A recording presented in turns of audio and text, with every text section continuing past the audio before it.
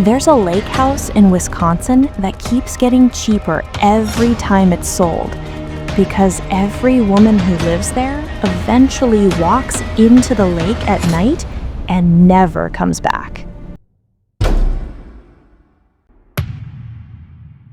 She made it to the shore panting, crying, collapsed on the grass with her dead cat in her arms, shaking. When she looked down at her ankle, there was a wide compression mark, a bruise already forming in the shape of a grip. She didn't tell Ethan about the hand. She said Poppy must have fallen off the dock and drowned. He believed it. The other part, the part she knew was true, she kept to herself. Something in her had grown angry, not just frightened. She felt she could no longer tell him anything without receiving some gentle, useless explanation in return. And now Poppy was gone. She buried her near the tree line, wrapped in one of her own sweatshirts. That night, lying in bed, she heard the familiar footsteps on the dock, then the dragging sound, moving slowly across the grass in the direction of the fresh grave. She pulled the covers over her head and cried without making a sound. After Poppy, things accelerated. Noodle took up his predecessor's post in the hallway, staring at the sliding door with ears forward and body still. This should have offered some comfort,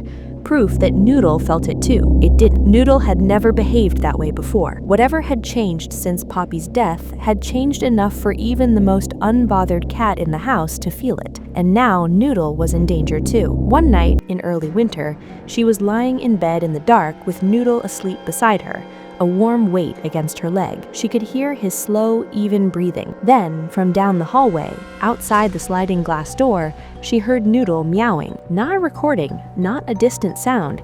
She could hear Noodle's specific voice, his low, yowling cry, the particular call of a cat that wants to be let in. Every cat owner knows that sound, knows it by instinct. This sounded exactly like him, but Noodle was on the bed. She could feel him against her leg. She could hear his breath. The sounds from down the hall continued for about 3 minutes. Meow, pause, meow. Each cry was close to right, but not quite. Something warped at the end of each call, a distortion that Noodle's voice had never made. Something was standing outside the glass door in the dark, mimicking her cat, trying to bring her out. The following morning, she found handprints on the outside of the glass, wide, thick-fingered with smears between the fingers, where something had dragged across the surface, webbing. They were placed at exactly her height, as though positioned so her face would meet them when she approached the door, evidence that whatever stood there had known exactly where to look. She photographed them and waited for Ethan to come home. By 6 o'clock, they had dried to faint smudges that could have been anything. The photos were blurry. He looked at them without comment. Neither of them spoke. The silence between them had become its own room, one they both lived in, but neither could leave. Then she began waking up with her side of the bed damp, cold and damp, with the smell of the lake, that deep organic rot pooled in the depression where her body lay, as if something had poured it there while she slept. Every morning she stripped the bed and washed everything. Every morning it was back, a cold patch above her pillow, along her shoulder and hip. The smell clung to her hair and skin through the day. Even after she showered, she could smell herself and know what it meant. And then came the dreams. They were not nightmares. That was what made them worse. In the dreams, the water was warm. The lake was calm and still. She walked in from the shore and the water rose around her, like a warm embrace, enveloping and slow. Somewhere deep below, past the springs, past the place where the light ended, something waited, something patient.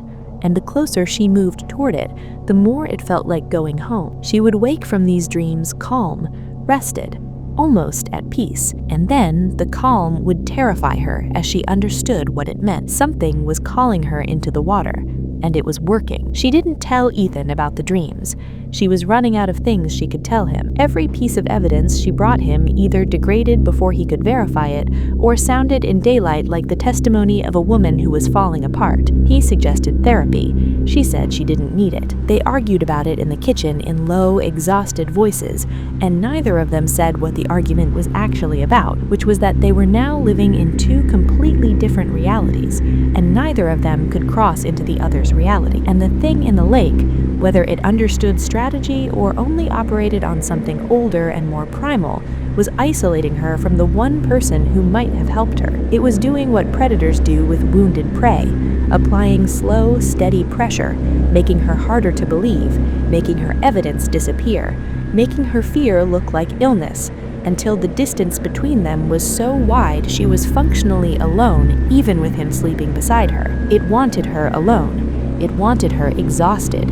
It wanted her dreaming about warm water.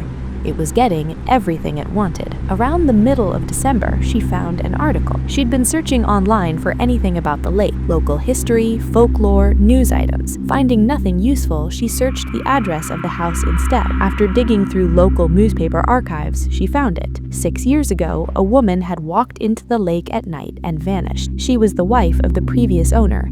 The couple the realtor had described as having relocated for work. Her body was never recovered. Her husband had sold the house 1 month later and moved to another state entirely. The official cause of death was listed as accidental drowning. The article included one quote from a neighbor, described only as a long-time resident of the lake, who said the woman had been having trouble sleeping in the weeks before she disappeared. She read it 3 times.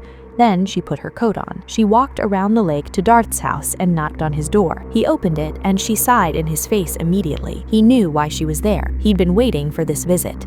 He hoped it wouldn't come. "Darth, I need to ask you about the people who lived in our house before us." He didn't answer right away. He looked past her toward the lake. Then he stepped back from the door. "You'd better come in." He made coffee. She sat at his kitchen table and waited. He moved slowly around the kitchen, and she let him take his time. When he finally sat across from her, he wrapped both hands around his mug and stared into it. "The house has had trouble, I'd put it that way." "What kind of trouble?" "The kind you're having. The Lindstroms were there before you, and before the Lindstroms, another couple. I don't recall the name. Both times they left fast. And both times, it was the wife." She felt it in her chest. "What do you mean it was the wife?" "She was the one having problems. Couldn't sleep, couldn't stop watching the water. Her husband thought it was the isolation, thought she was getting anxious out here on her own all day. The Lindstrom woman used to walk the yard at night. Her husband would find her standing at the shore in her nightgown. He had to take her to a doctor." "And the woman before her?" "I don't know the specific. I know they left in winter, in a hurry. I know the wife was not well." She looked at him steadily. "The Lindstroms. The wife drowned. I found the article." He closed his eyes. When he opened them again, he was looking at the table. "I'm not going to sit here and tell you what's in that lake," he said finally. "I've lived here my whole life, and I don't know. I'm not going to speculate, because speculation is how you start sounding mad. And sounding mad is exactly how every one of those women got dismissed." The kitchen was quiet. The clock ticked on the wall. Through his window, the lake lay flat and dark in the late afternoon, not yet at its worst. "You need to leave that house," he said. He spoke quietly, as though he'd been carrying those words for a long time. "I'm sorry. I should have said something when you moved in. Someone should have said something before you even bought the place." He shook his head once. "I talked myself out of it when you first came around. Thought maybe this time could be different." He looked up at her. "It's not different. It's never different. You need to leave." It was the first time in months that another human being had confirmed what she was experiencing. She almost came apart right there at his kitchen table. She held it together, thanked him, and walked home around the lake in the fading afternoon light, keeping her eyes off the water the entire way. That night, she sat Ethan down and told him everything. The hand that had gripped her ankle, the wet sheets, the cat sounds from outside the door, the handprints, the dreams, and the article about the woman who had walked into this lake and never come back out. She told him she believed the thing in the lake had done this before, that it chose the women, that it was choosing her, that if they didn't leave, it would take her the way it had taken the Lindstrom woman. She said all of this standing in their kitchen with the lights on and the door locked, watching his face. For the first time, he didn't push back. "Okay," he said, "we'll leave." They began packing boxes that night. By Friday evening, Ethan had taken a personal day. The house was half dismantled. The kitchen was mostly done. The living room was bare of everything except furniture. Their bedroom held only a mattress and overnight bags. Noodle was already in his carrier by the front door, which she had set up that afternoon because she wanted at least one living thing in the house ready to leave at a moment's notice. He sat in the carrier and watched them through the mesh with his wide orange face, and for once he wasn't staring toward the back of the house. He was watching them. She chose to take that as agreement. She knew, even then, that they should leave that night. Something in her said, "Go now. Get in the car, drive. Don't wait for morning." But Ethan was exhausted. The car wasn't fully loaded. It seemed irrational to flee at 10 in the evening when they were leaving at 7 in the morning. So she did what she'd been doing for months. She rationalized. 9 hours. The dowel was in the track. The chain was on the door. Ethan was there. Just one more night. They went to bed at 11. She lay on the stripped mattress with a single blanket, listening to the house. For once, there were no footsteps on the dock, no dragging across the grass. The house was quiet in a way it hadn't been in months. She fell asleep eventually, because the next thing she knew, she was not in her bed. She was in the lake. The cold came first. Total, immediate. A cold so complete her nervous system hadn't yet found words for it. She was standing waist deep in black water in the dark, past shivering, past gasping, suspended in some state where her body was still processing the information. Her feet were on the lake bottom. The silty, soft bottom she remembered from summer, from those warm evenings when she'd loved this water. But the ground was sloping away in front of her, the shelf, the place where the shallows ended and the deep part began, where 80 or 90 feet of black water sat above springs that never stopped flowing, a bottom no one had ever seen. She was standing at the edge of it. One more step and the ground would fall away. The smell was thick and immediate, rising from the water all around her, strong enough to taste. The lake in every direction was flat and black, a surface without reflection, without light. The shore behind her seemed impossibly far away. The house beyond it sat dark, its doors open. Then she felt it beneath her, not touching her yet, just there, in the water around her legs, a current of movement, something circling just below the surface. Slow and deliberate, close. She could feel the water shifting against her skin as it passed. She looked down. In the faint ambient light, she could make out a shape below, broad and dark, moving in slow orbit beneath her. Hair spread behind it through the water like weeds, long and dark and fanning wide. A hand drifted up from the shape and came to rest against her thigh. It didn't grip, it just held on, with the ease of something that had been waiting, and was glad she had arrived. From the shore, she heard Ethan screaming her name. His voice was raw and distant. He must have woken to an empty bed and followed the open door outside to find his wife standing in a freezing lake in the dark, the exact position the Lindstrom woman had been found in before she didn't come back. She heard him and knew he was coming, but her legs would not respond to her will. The hand on her thigh was gentle. The cold was fading, or she was fading, and somewhere beneath the terror was the feeling from her dreams. Warmth, comfort, the promise that all her exhaustion and fear and loneliness would end if she simply stopped resisting. The bottom shifted under her. The silt gave way to nothing. She was at the edge of the shelf. The hand tightened. The thing below her rose. She felt the water surge as it came from the deep. For one split second, it was directly in front of her, face to face, inches away in the dark. She felt what might have been its breath against her chest, a rhythmic displacement of water. Its other hand came up and touched her arm. Its mouth opened. She felt this more than saw it, widening past the point where a mouth should stop. And then the sound came not from above the water, through it, traveling through the lake and into her body, felt in her spine and her teeth, a low vibration that carried meaning as clearly as any word she'd ever heard. Come with me. And then Ethan had her. He was in the water behind her, waist deep, hands under her arms, hauling her backwards. And the thing let go. Not because Ethan overpowered it. He was 170 pounds, an IT worker who went to the gym twice a week. He had not wrestled her free from something that had lived in 80 feet of black water for longer than she could imagine. It released her because it chose to, the same way it had released her ankle on the day she retrieved Poppy's body. It let go because it decided to, and the decision had nothing to do with Ethan. She understood this then, and she understood it now.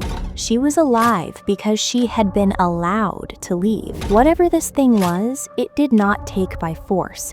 It took only those who chose to go. The slow nights, the dreams of warm water, the creeping loneliness, the exhaustion, the comfort that grew in the cold. All of it had been leading to a moment of choice, and she had come very close. Ethan dragged her to the shore. She was coughing, gasping, her muscles barely working, and when she hit the bank, her legs folded and she went down. He went down with her. They lay on the frozen ground in the dark, soaked from the waist down, his rapid breathing audible beside her. Behind them, the lake was still and silent. Nothing followed them out. He carried her to the car. He wrapped her in the emergency blanket from the trunk. He went back inside for Noodle in his carrier by the front door. That was all they took. He started the car and they drove away from that house at 1:30 in the morning with the heater on full blast and the windows up, and they did not look back. They live in Madison now. Third-floor apartment. No lakes nearby, no ponds, concrete and asphalt, and neighbors on all sides. During the day, she mostly feels safe. They never returned for their belongings. Ethan arranged for a moving company to empty the house and put everything in storage. She told him she didn't want any of it. He didn't argue. The house went on the market in February. She doesn't know what the realtor told the buyers about why they left. She imagines she said they relocated for work. She and Ethan are okay, though she chooses that word carefully. They're functional. They're together, they're trying. The space that the lake had opened between them is still there, but it's smaller than it was.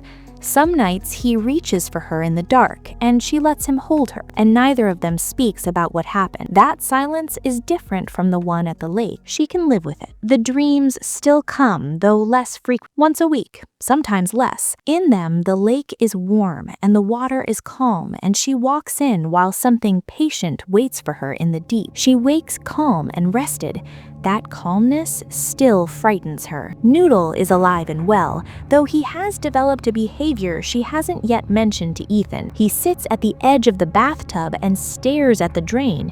He sits at the kitchen sink and stares at the drain there too. Ears forward, body still, intensely focused, for 10 minutes at a time, sometimes longer. It looks exactly like Poppy watching the sliding glass door. She tells herself it is just a cat being a cat. Cats fixate on small dark holes. They are wired to watch for prey. She tells herself this and tries to believe it. Then she remembers she told herself that door would stay locked. One night, not long ago, she woke up and her feet were wet. She is on the 3rd floor. There is no lake. Her feet were wet, and when she sat up and looked at the floor, there were footprints on the hardwood, leading from the front door to her side of the bed and back again. She hasn't told Ethan. She locks the deadbolt every night. She lies down before sleeping and listens for a very long time. She does not know how long this will go on. She only knows she is still here, and she hopes it lets go of fully, completely, the way it let go in the water that night. She is still waiting to find out.